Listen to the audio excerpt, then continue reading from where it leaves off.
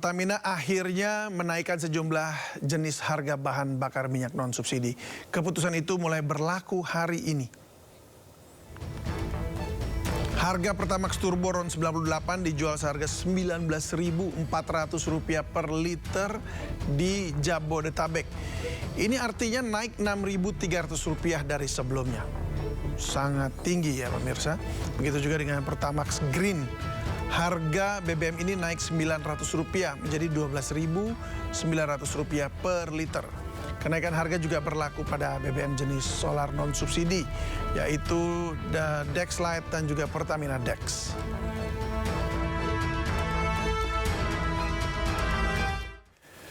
Sesaat setelah Selat Hormuz dibuka oleh Iran dan blokade Amerika juga dibuka, harga minyak mentah dunia langsung turun. NYMEX turun sebesar 11,45% ke $83 per barrel, sementara Brent turun sebesar 9,07% ke angka $90,38 per barrel. Harga minyak dunia turun, tahu-tahu efektif hari ini harga BBM non-subsidi Indonesia naik tinggi. Apakah angka tersebut realistis dan seberapa besar pengaruhnya pada ekonomi kita? Dan kita akan membahasnya bersama ekonom Yanuar Rizky. Selamat sore Pak Yanuar. Selamat sore Mas David. Sore. Terima kasih waktunya, nih udah di tengah kesibukan Anda ya. Ini Pak Yanuar, ini harga minyak dunia turun ini semudah Trump ngomong, semudah Iran buka tutup begitu ya. Namun seberapa besar sih pengaruh blokade ini pada harga BBM di negara-negara seperti Cina, Amerika dan juga di Indonesia? Baik, sebelum kita membahas ke sana, mungkin ada baiknya kita memahami juga game plan-nya Trump ya. Jadi Trump ini sebetulnya dari mulai ketika dia melemparkan isu tarif ya. Pertama isunya kontroversi yang mengakibatkan pasar keuangan mengalami koreksi tajam. Setelah dalam koreksi tajam itu, ini di tahun lalu ya ketika dia menggunakan isu tarif, dia kemudian mengatakan pause terhadap kebijakan tarif yang kemudian pasar membalikan arah.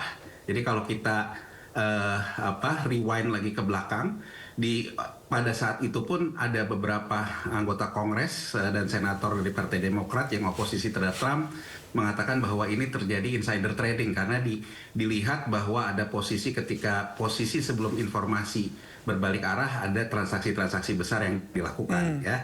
Nah ini sebetulnya terjadi lagi di minyak sebelum kejadian hari ini gitu ya. Jadi di minyak ini ketika harganya menyentuh hampir ke 120, Trump juga sebelum kejadian hari ini mengatakan akan ada gencatan senjata yang kemudian juga harga minyak turun ke hampir di bawah 90. Dan ini juga kembali memicu reaksi dari anggota Kongres Partai Demokrat karena ketika isunya negatif yang di harga puncak itu terjadi transaksi short yang melebihi nilai kontrak wajar dan kemudian ini ada aksi profit taking. Nah dari sini kita bisa membaca sebetulnya Trump ini menjalankan banyak isu yang pada ujung-ujungnya sebetulnya money printing di market ya. Jadi artinya sebetulnya kalau kita lihat secara garis besarnya kelihatannya Amerika Serikat kalau kita lihat dari posisi inflasinya, Amerika Serikat nggak kuat kalau inflasinya di atas 4,5%. Jadi sebetulnya harga emas ini tidak pernah menyentuh 100 secara terus berkelanjutan. Jadi selalu kalau di atas 100 dia turun lagi ke bawah. Nah sekarang dalam posisi hari ini adalah isunya Iran melepaskan Selat Hormuz, tapi Trump tetap menggantung isu bahwa tetap ada blokade Amerika Serikat. Jadi sebetulnya kalau dari kacamata game plan ini sebetulnya isu silih berganti akan terjadi gitu ya. Jadi artinya apa dampaknya bagi negara-negara di luar konflik ini, di luar Iran, Israel dan Amerika Serikat? Satu, kalau dilihat dari harga minyaknya, ini ada beberapa kemungkinan ya. Jadi artinya keseimbangan baru harga minyak mungkin akan di 80 atau 90 yang sekarang ada di 80, atau keseimbangan baru harga minyak akan ada di 90 sampai 100. Atau harga minyak kembali ke 70. Nah, kita lihat nih, kalau kembali ke 70 berarti sebetulnya isunya boleh dibilang semi permanen. Jadi antara Amerika Serikat dengan Iran dan Israel mungkin sudah mencapai kata sepakat. Kalau dia ada di 80 sampai 90 mungkin seperti kejadian hari ini, jadi ya damai-damai tapi kemungkinan juga akan ada isu lagi. Dan kemudian kalau sampai 100 ya berarti memang isunya akan terus berlanjut. Nah dampaknya adalah begini, jadi kalau dilihat dari harga rata-rata minyak menurut hitungan ini sebetulnya harga minyak kelihatannya nggak akan mungkin lebih dari 100. Karena begitu dia lebih dari 100, yield treasury yield-nya surat berharga pemerintah Amerika Serikat hampir menyentuh ke 4,5. Dan setiap hampir menyentuh ke 4,5, dia koreksi lagi ke bawah. Jadi kalau berdasarkan analisa itu, sebetulnya Amerika Serikat sendiri tidak kuat untuk inflasinya di atas 4,5%. Jadi gambaran besarnya harga minyak yang dijadikan acuan di bursa komoditas kelihatannya in average tidak akan lebih dari 100. Jadi akan disepakati oleh para pemain ini di sekitar 90 begitu ya? Ya, di sekitar situ. Jadi artinya kalau kita lihat dari yang terjadi, jadi misalnya ya ketika hedge fund mengambil posisi short di 120, dia juga yang ngebalikin ke 100 gitu loh Mas David. Jadi artinya ini memang sebetulnya ya harga yang tidak akan selalu stay di atas 100 gitu. Jadi kalau dilihat dalam rangkaian dari mulai awal Maret sampai sekarang, harga ini akan bergerak di antara 80 sampai 100. Jadi artinya average ya 100. Nah, itu isu harga ya. Nah, kemudian yang jadi masalah adalah isu tentang pengenaan tarif di Selat Hormuz. Ya, jadi Iran kan mengatakan bahwa ya siapapun boleh lewat asal ibaratnya membayar biaya masuk Selat Hormuz gitu ya. Dan kemudian dalam perjanjian ini kan yang di Islamabad gitu ya, Iran mengajak Rusia dan Cina untuk ikut dalam perundingan. Tapi kemudian Trump juga mengatakan ya kalau untuk yang kapal tankernya Cina akan lewat. Nah, ini ada beberapa momen juga yang harus kita lihat di samping antara Iran dan Amerika Serikat dan Israel, juga akan ada pertemuan antara Xi Jinping ya Cina dengan Trump itu di awal Mei. Jadi sebetulnya yang bisa kita lihat sebetulnya di sini kalau misalnya itu ada kesepakatan, karena kan gini, Iran menurut saya sangat tahu bahwa semua negara termasuk Amerika Serikat dia sangat khawatir didemo oleh warganya sendiri gitu. Jadi artinya kalau harga minyak ini inflasinya ketinggian, negara manapun akan didemo.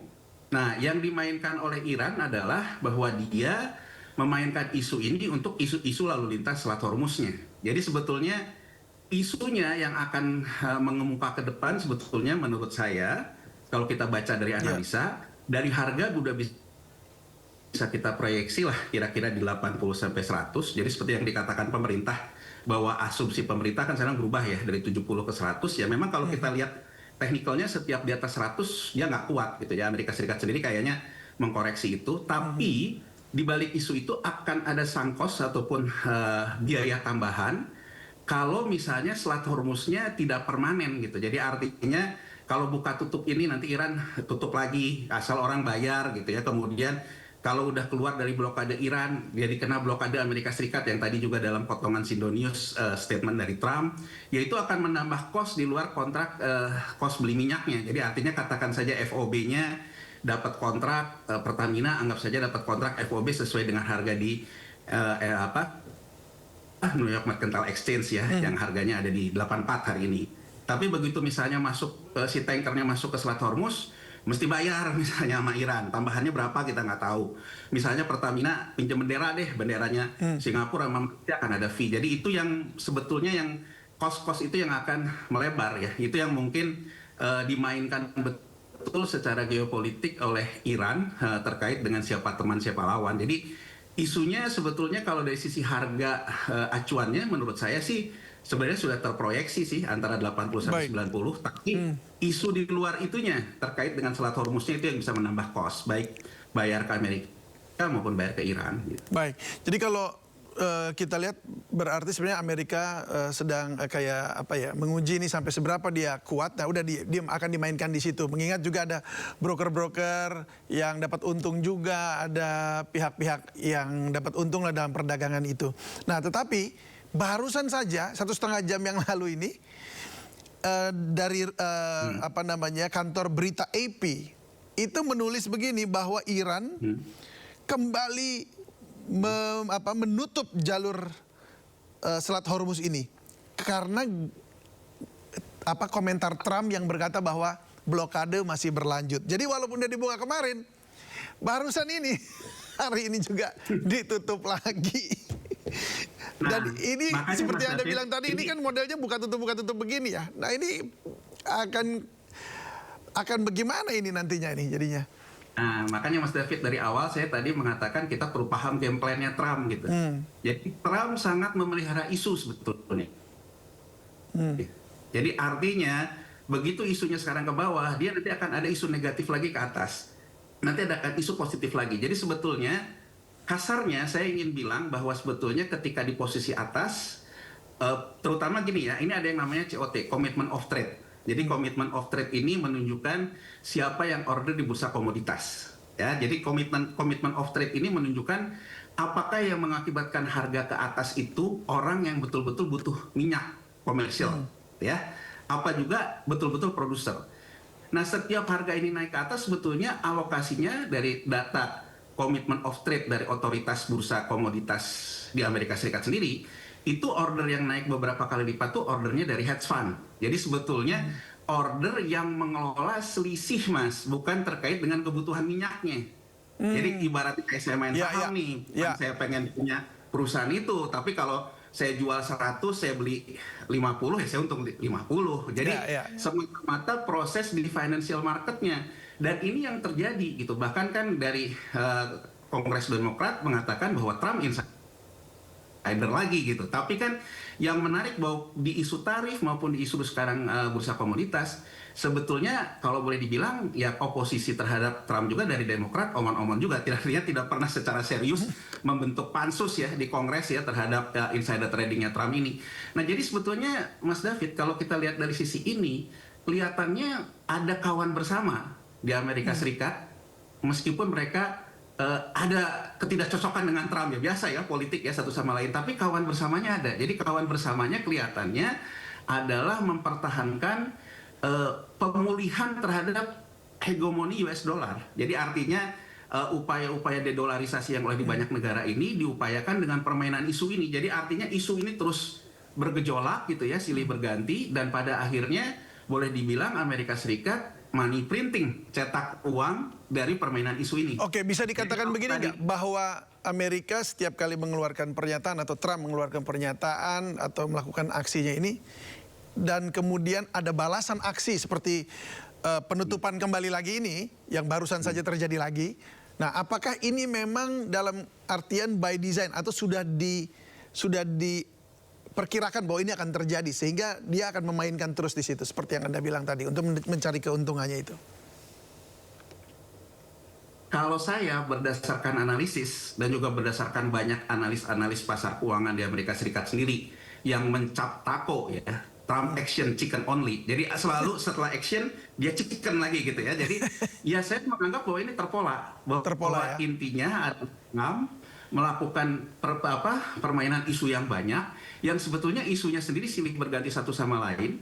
Kedua, Iran juga menurut pendapat saya menikmati ya. Jadi artinya di balik isu ini, Iran juga menikmati dengan caranya, dengan Selat Hormuz itu. Kan dia juga ibaratnya pembiayaan terhadap perang dan sebagainya bisa dilakukan ketika dia tutup, ya siapa yang berani bayar, saya buka. Kan kurang lebih begitu ya. Amerika Serikat ibarat kata menikmati dari ngegoreng di bursa komoditasnya. Gitu ya. Iran mendapatkan keuntungan dari pengelolaan Selat Hormuz gitu. Tapi kan kemudian, kalau ini ditutup lagi nggak ada yang keluar masuk nih, walaupun Iran kasih minta ada bayar gitu, harus kasih teks bayar lewat di situ. Kan Amerika blokir di depannya, nggak ada yang bisa lewat. Itu yang mengakibatkan, itu yang saya bilang tadi, Mas. Jadi ketika Iran ngeblok di sini, keluar dari situ Amerika juga bayar gitu kan. Jadi artinya kan keluar dari Iran, berikutnya bayar di Amerika Serikat. Bayar gitu lagi. Jadi ujung-ujungnya tetap kita bisa lewat sebenarnya. Cuma harus bayar aja gitu sama dua-duanya begitu ya. Dua-duanya. Jadi ini kayak satpam komplek, Mas ya. Ya, kayak komplek, kayak satpam dia yang di sini minta. Oke, baik. Sebelah sana juga nanti minta gitu. Coba kita dengarkan dulu ya Presiden Amerika Serikat ini, Donald Trump ini. Ya, ini menyatakan bahwa meski Iran telah buka Selat Hormuz, namun blokade Amerika Serikat di selat tersebut tetap dilakukan. Kita simak dulu pernyataannya.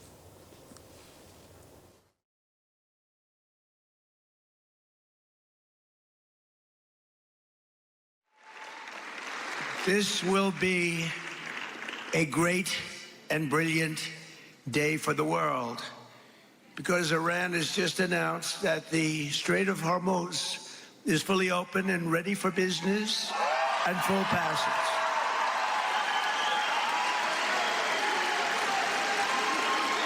But the naval blockade, with the greatest Navy in the world, from the greatest military the world has ever seen, we built it during my first term. We built it. They said I was crazy. We weren't so crazy, were we? Will remain in full force and effect as it pertains to Iran until such time as our transaction with Iran is 100% complete and fully signed. Ya, ini gara-gara pernyataan ini nih Pak Yanuar, jadinya akhirnya Iran tutup lagi begitu. Nah, akhirnya ini akan berdampak pada BBM kita. Jadi, nah kita sekarang masuk ke ini ya, di tengah kenaikan harga BBM di sejumlah negara, kita lihat kemarin kan di beberapa negara naik, bahkan termasuk di Amerika. Tapi kita nggak naik. Nah, sekarang kita naik.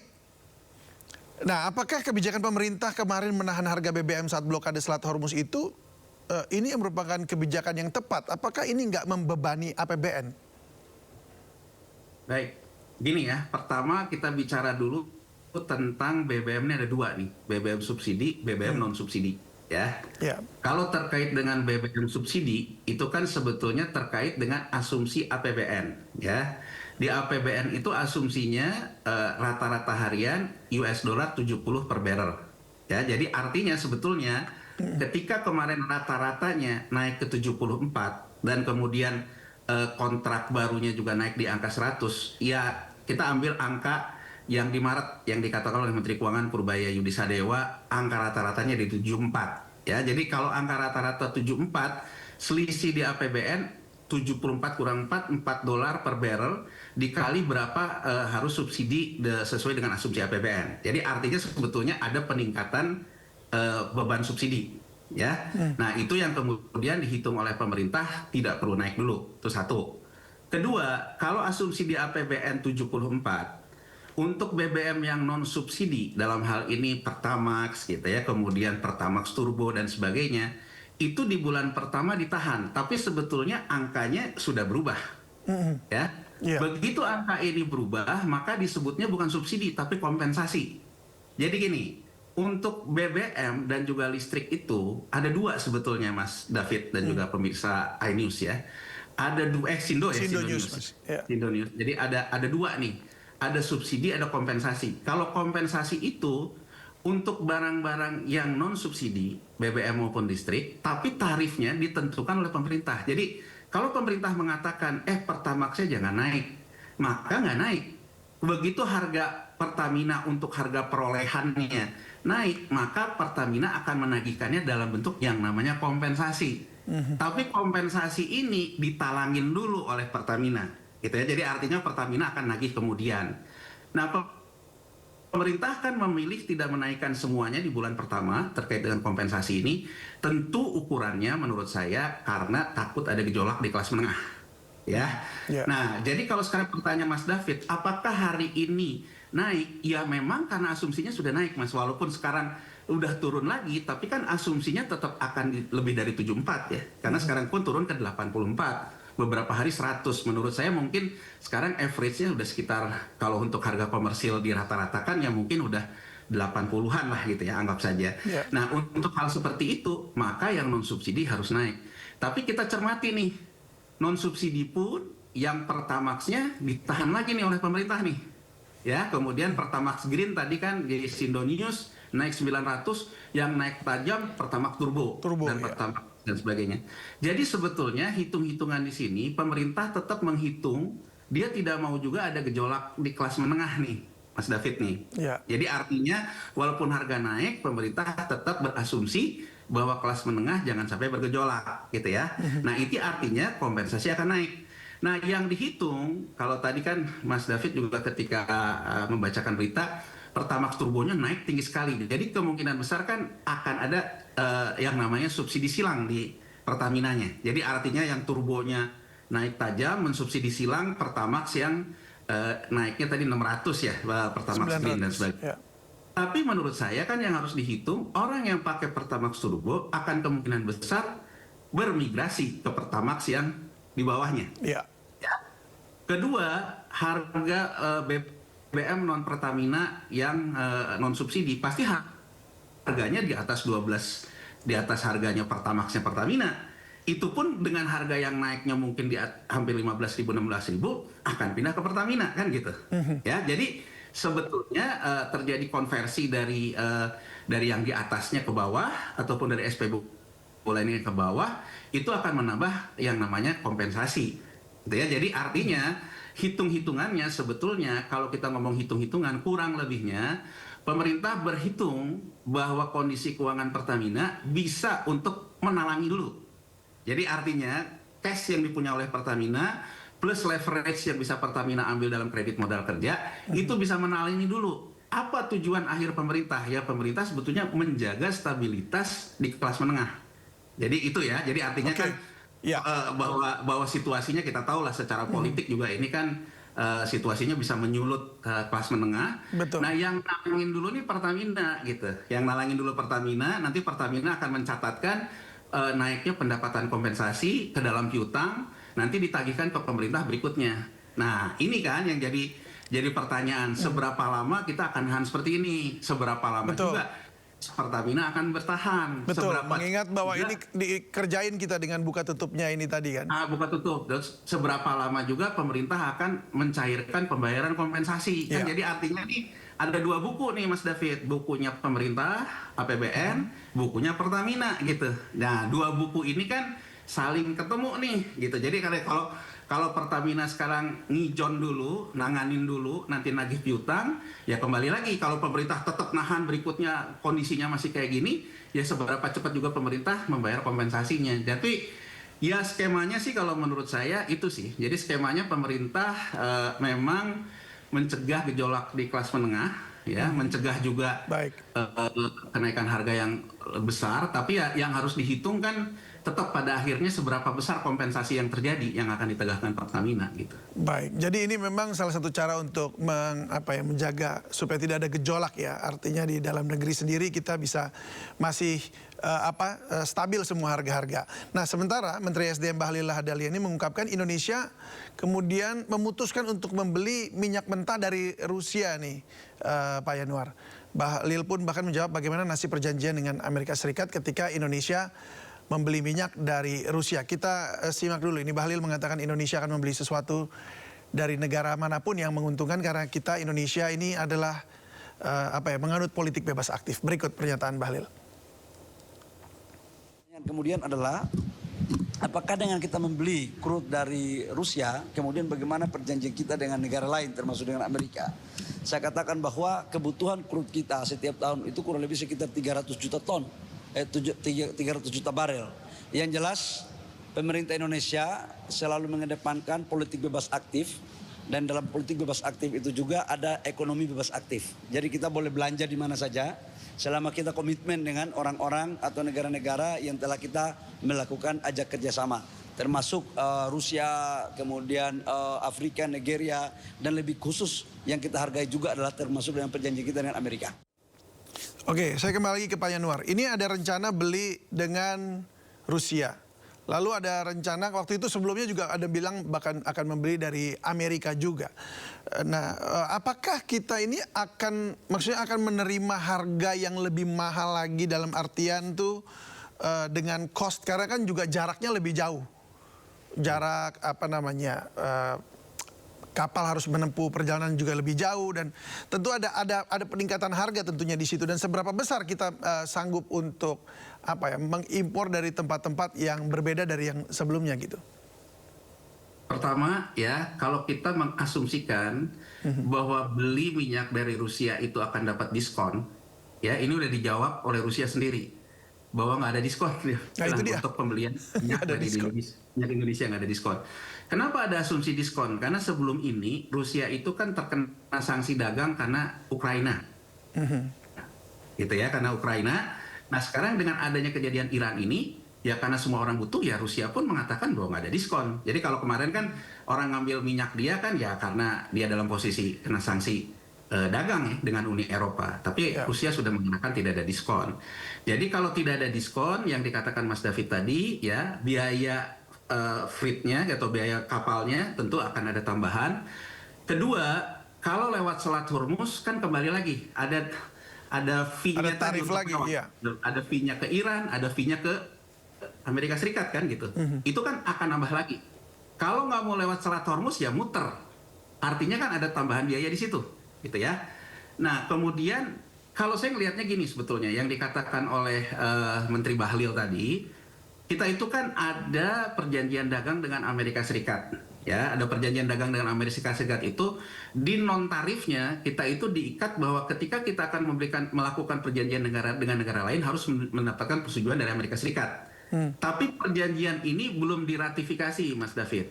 Jadi belum diratifikasi oleh DPR menjadi undang-undang dan sebagainya. Jadi sebetulnya posisi kita yang masih bisa deal dengan banyak negara. Tapi kan secara geopolitik, kalau kita kadang sen kiri ke kanan sen ke kiri, ini kan juga akan mengakibatkan ya Amerika juga melihat kita gimana, Rusia melihat kita gimana, Jepang melihat kita gimana, Cina melihat kita gimana. Tapi itu kan ranahnya di geopolitik. Tapi kalau yang saya lihat gini, termasuk ketika ke Jepang. Jadi Trump dalam kali ini, Amerika Serikat itu tidak mendapatkan dari sekutunya. Dari sekutunya ini dari Eropa maupun dari Jepang. Mereka tidak mau sama-sama untuk menekan Iran. Karena asumsinya apa? Seperti saya katakan tadi, bahwa semua negara takut terhadap inflasi yang tinggi. Jadi mau Jepang, mau Eropa, dia takut warga negaranya marah. Makanya dia mencoba bersahabat juga dengan Iran agar dia bisa lewat. Jadi kalau saya ngelihatnya, perjalanan Presiden Prabowo ke Jepang, perjalanan Presiden Prabowo ke Rusia, karena Rusia dan Jepang ini dibolehkan lewat oleh Iran, gitu loh Mas. Jadi kurang lebih kan kalau kita pakai bendera Rusia, pakai benderanya Jepang, kita bisa lewat, gitu loh.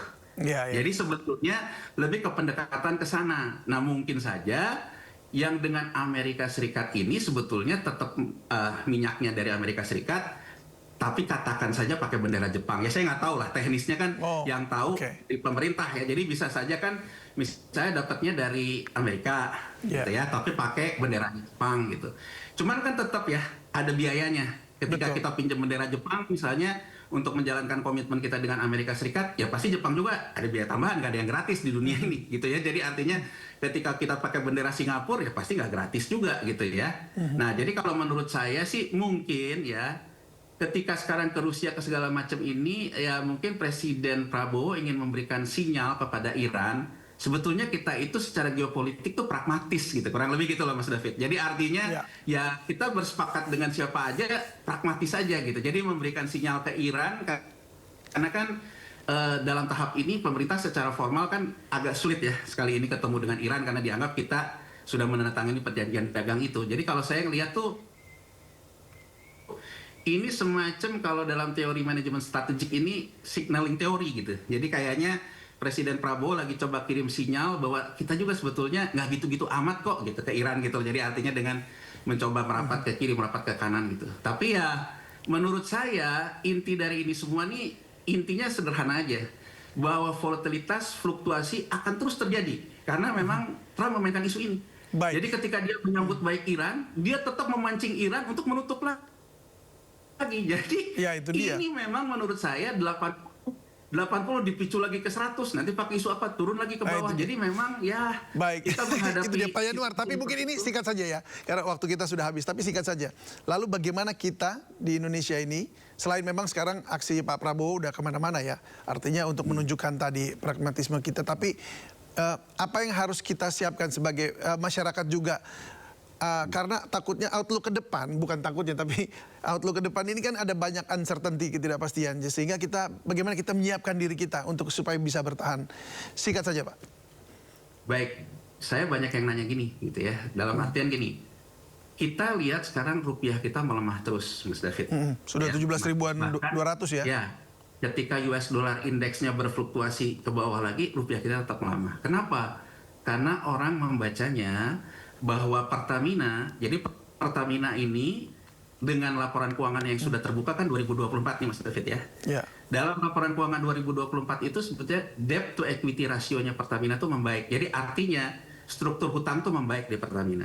Nah sekarang dengan Pertamina naik kompensasi dan nalangin dulu subsidi, market membacanya apa? Pertamina akan masuk lagi ke pasar modal kerja utang US dollar. Makanya rupiah kita melemah terus.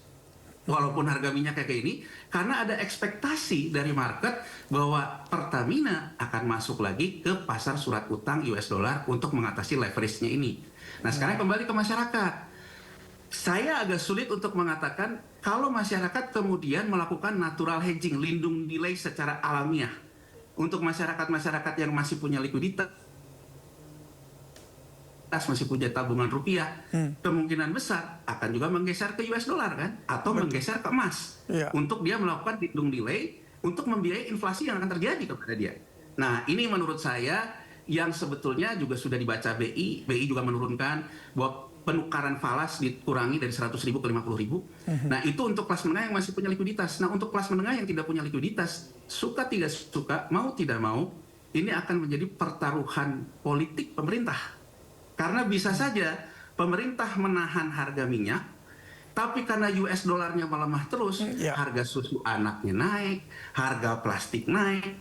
Jadi tetap saja inflasi yang dirasakan oleh kelas menengah tinggi, walaupun harga minyaknya tidak naik. Nah itu pertaruhannya. Untuk kelompok-kelompok yang bisa melakukan natural hedging, mungkin dia akan membiayai inflasinya dari penempatan di safe haven tadi ya, di US dollar maupun di emas. Tapi untuk yang tidak punya, apalagi kemudian ter-PHK dan sebagainya, nah ini yang harus dihitung cermat oleh pemerintah. Jadi kalau menurut saya pemerintah harus berpikir sebetulnya di antara banyak kelangkaan ini, apa yang menjadi prioritas pemerintah? Ya kalau menurut saya, ya belanja pemerintahnya harus disesuaikan bagaimana menopang sebetulnya daya beli kelas menengah yang turun. Bukan hanya jadi, di BBM. Ya, garis merahnya adalah prioritas itu tadi ya. Harus menetapkan prioritasnya mau yang mana. Dan tadi usulan Pak Yanuar itu adalah tadi menjaga supaya jangan sampai masyarakat juga akhirnya kehilangan pekerjaan ini lalu nggak bisa ngapa-ngapain, inflasi tinggi, nggak bisa belanja, nggak bisa makan juga repot. Baik, terima kasih. Sudah berbagi bersama kami Pak Yanuar, dan kita berharap yang terbaik terjadi buat Indonesia juga. Salam sehat selalu dan selamat sore. Selamat berakhir pekan.